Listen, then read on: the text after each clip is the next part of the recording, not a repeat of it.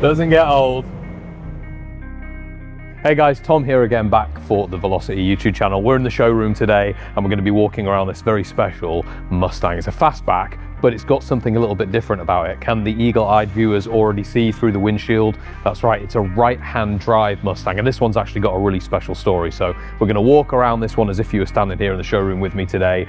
Follow the YouTube video. We'll start by telling the story here in a second.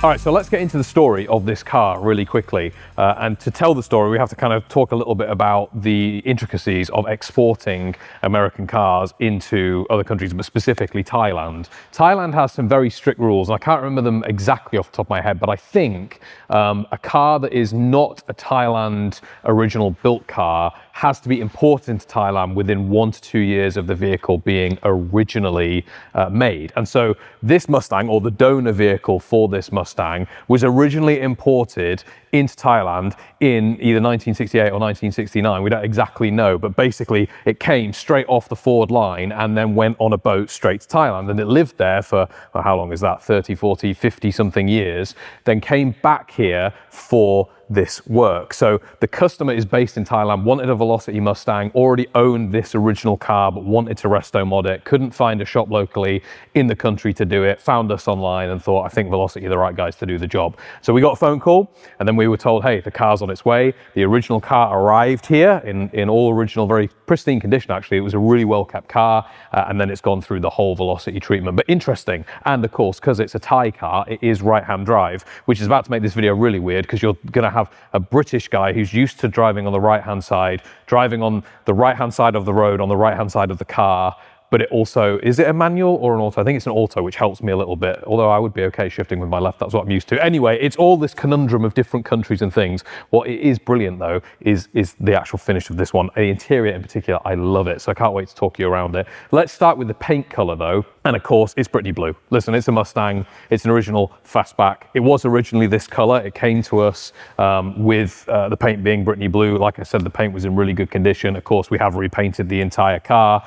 Brittany blue is a metallic, it's a baby blue, the most iconic Ford color, arguably, certainly the most successful for us here at Velocity on Bronco and on Mustang. We've done a couple of these Mustangs and it looks fantastic. Really, really nice color. It's complemented with these white racing stripes. They are along the lower valance, all the way along the hood, on the roof, and then all the way down the back as well. So twin racing stripes. They are painted stripes. They're not decals on the Mustangs. We do hand paint them and they just look fantastic, really set it off. You also do have a lower side stripe as well, all the way along here. So that's the paint color, blue with the white stripes, just very classic, very, very original. Moving on to the front of the car then, and of course this is a fastback, and so it has that iconic fastback front end. There are some little differences between a 67 and 68. On this one, we've just gone with the standard Velocity look for a Velocity fastback. It is our street series, so it does have this lower valance. The signature series don't have that. The lower valance makes it look a little bit more aggressive, still very classic, and the stripes are continued all the way through there. Chrome elements as well. Of course, you've got the Ford horse in there too. You also have truck light LEDs, so the customer specifically requested these, didn't want to do the Holly Retro Brights, didn't want to do some of the other LED options that we've got. I think these look really cool. They just look very simple, very clean aesthetic. And of course the inboard lights do have the yellow lenses as well. We tend to do that on our Mustang. Some people prefer the clear lenses. On this one, I think it gives the front end just a little bit of character. On the hood itself, we already mentioned the stripes, but there are also LED turn signal indicators built in the hood as well, which is nice. From the driver's view, you can really see if your indicators are flashing or not. Ford, of course, lettering on the hood. There's not tons to talk about on the front end of these cars. If you know your Mustangs, you'll know this is kind of what they look like with a few frills by the guys here, but overall, it looks fantastic. Let's get into the engine bay now. Definitely not the original engine in there, although the original engine will have to go back in there temporarily as it gets re-exported and imported back into Thailand. However, to make sure it's easy for the customer to plug everything back in when it gets there. So under the hood right now is a Gen 3 Coyote. It's a 5-litre V8 producing around 460 horsepower. Slightly different tune on the Mustangs than there are on the Broncos that we do. A little bit more kind of road-based, power-based, performance-based really, with that tune, just a little bit more responsive. And this thing, of course, is very fast. It will do 0 to 60 in less than 4.5 seconds, closer to 4, very, very quick, just really, really fun to drive. creates a lot of its power in the upper rev range, just got a ton of top end fun, very serviceable, any modern mechanic. And in fact, this customer has, I think, a private mechanic that looks after all of his cars, can work on this engine, just really super easy to use long term for everyday use. So that's why we, of course, stuck with the Coyote. Behind it is the 10R80 10-speed automatic transmission, lightning quick shift, very fun transmission, easy to drive again, easy to service, all of that good stuff. For brakes, we've got disc brakes all round on this car because it's a street series Mustang from us. It does have Bayer brakes all round. And then also because it's a Velocity and it's a street series and it's a Mustang, it has a full RS chassis underneath it. So a full roadster shop chassis. These actually do have IFS. Don't always talk about that on these Mustangs, but they are IFS chassis when you go with a two-wheel drive truck or car from Velocity. So full RS spec chassis underneath, baller exhaust as well. The thing sounds insane, drives amazing. That's a quick overview of the running gear. Let's walk down the side of the vehicle now, and because it's a street series, couple of upgrades that we want to point out that you get as part of that package. The first are these Forge Line rims. They are the Grudge wheel, a full billet wheel by the guys at Forge Line. Really quality option, very premium, just a good quality all-round rim. We love the guys at Forge Line and they look fantastic. We've used this particular wheel on almost all of our street series Mustangs. Why? Because they just look so good. Talking of billet components, you're going to notice this. If you've seen the videos before of the street series, these of course are side mirrors, but they are not the normal OEM side mirrors. They are the Velocity billet mirrors. So these are all made in-house on our 5-axis CNC machine. They look a bit more aggressive. They are super functional. These are adjustable. They're adjustable this way actually on the connecting piece as well as the glass inside too. You can find more information about those on our website. Same with these door handles, billet door handles by the guys here on our machine. Velocity Flying V etched in there as well. Just feel a lot more premium, more sturdy than the OEM chrome stuff, and just overall give it a little bit of a different look, which is really nice. Final piece of billet, right, four areas of billet if you count the wheels, is going to be this sail panel insert. Again, all made in-house. We take the original louvers out and we put something in there. You have a choice as a customer. If you build a street series, you can do a carbon fiber insert or just an aluminum insert. For this one, just because it's a bit more classic, the customer went with the aluminum insert. Looks great, just very simple, very effective. Come to the back of the vehicle then, and of course you've got that iconic Mustang back end swooping down into the rear side of the car, and there's loads of things to talk about. The chrome, of course, elements continue from the front into the back. So you've got all this chrome trim all the way around. You've got chrome trim around the lights, the brake lights and the indicator lights, the turn signal lights. They are all LEDs, of course. Mustang on the back, the lettering that matches the front, and one final piece of billet here at the back is the fuel cap. I don't know if you want to call this like the fuel cap or the filler release or whatever you want to call it, but the Velocity Flying V in here, that's a custom made piece. There would normally be, well, a couple of different options. There would normally be the horse or Ford logo or whatever in there, and this is where you fill up the car at the back too. So final thing to note on the back end here is the twin exhausts out the back, full baller setup. So really, really nice sounding car. I'm going to take it for a drive in a minute, but sounds as good as it looks, which is always important.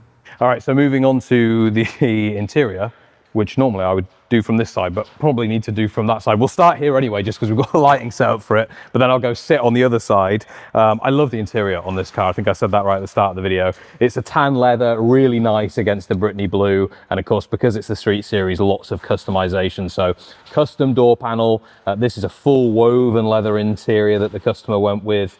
So all leather, matching stitch, not a contrast stitch, and just looks very classic. Another material you have here is the speaker grille and the pod speaker behind there, Focal speaker system, and this whole panel again has been custom made in-house. Let's shut this door and go around the other side because I forgot, and open it so you can see the steering wheel and all of the other little details, because this side of the car kind of looks like a piece of jewelry with all the shiny billet in there.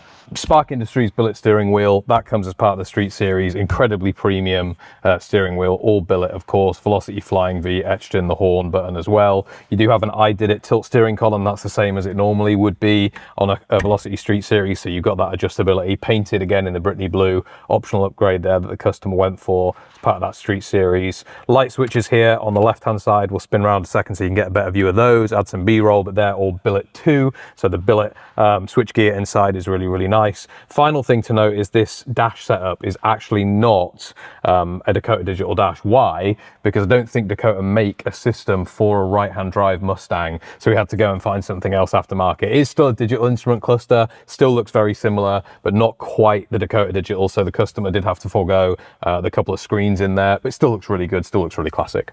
One thing that I just noticed as well before we talk about the rest of the interior, which of course makes total sense, is it's not miles per hour, it's kilometers per hour, which I guess in Thailand they are kph rather than mph.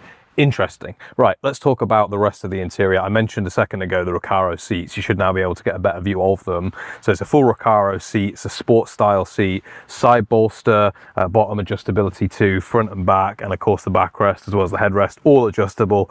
They're very, very comfortable, these Recaro seats, and they look great because of the woven leather. So that same woven leather that's in the door panels is also dropped into the seat inserts. Not overdone, it's not a contrasting color, kind of like the Stitch, it's all matched together. And what the customer wanted was just to give the vehicle a little bit of texture without it being too flashy. And I think that the woven leather did that perfectly. We did a couple of different renders of this interior, and I think how it came out was exactly what the customer was looking for. Let's talk through the center console. We'll start with the armrest, and of course, this all is custom because it's a street series, so none of this is bought off the shelf. It's designed and made in-house here at Velocity HQ. You do have a wireless charger at the back, and actually I know it's a bit funny having the phone slot back there, but it's really well thought out because you never really put your elbow that far back. You put your elbow here to hold onto the steering wheel, so your phone can just sit there nicely. Velocity Flying V etched there where the normal electronic wireless charging logo would be. Just a nice little detail that the guys didn't have to do but did. Moving forward, you've got a single drinks holder, and then we move on to the gear shifter. This is a 10-speed automatic rather than a manual in this one. You've got electronic windows as well, 2 switches here up the front, then move into the AC system. So vintage air AC controller, of course a brand new AC system, very powerful, really good at cooling. I don't know how warm it gets in Thailand. I think it does get quite warm. So the guys wanted to make sure that they got that, which of course they did, like all Velocities do. And final piece of the puzzle of this area of the center console is going to be a touchscreen double-din infotainment system. This is an Alpine system. It is hooked up to a backup camera. It does have Apple CarPlay. It does have Android Auto. So it's got all of those features. Since the camera's on this side, we've got light switch here that again you can see, and the wash wipe controls as well. Those are the billet switchgear I was talking about a second ago. Right, I think it's about time that I go and scramble my brain and drive on the right side of the wrong side of the car on the, I don't even want to try and describe it. Let's go and fire this thing up. Oh my goodness me, that sounds good. All right, let's go take it for a spin.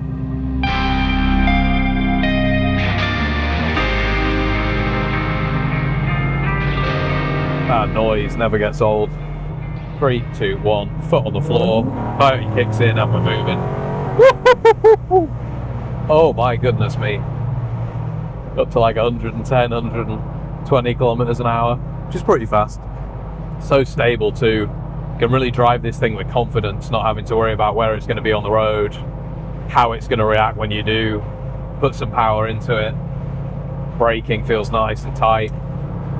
Indicating, changing lanes easy, you can do that with confidence. Steering wheel feels really nice and strong. Pedal feel is great, very easy to drive.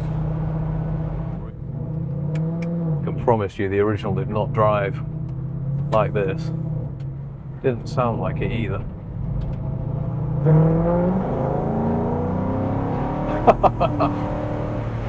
Doesn't get old. Oh, what a machine this is. Drives dead straight too, this car. Barely having to make any adjustments to the wheel at all to keep it centre. I can imagine that this thing, when it gets driven around in Thailand, will cause quite a scene. Causes a scene here. And alas, the Sunday drive comes to an end. I think one of my favourite things about the job, other than obviously looking at really cool cars all the time, is also hearing the stories about people and getting to interact with things like this and do projects like this. I never would have thought I would have been working and filming a right-hand drive American car that went to Thailand and then came back to America to be rebuilt. It sounds very complicated, which I suppose it is. The End result though, I think is a really, really cool example.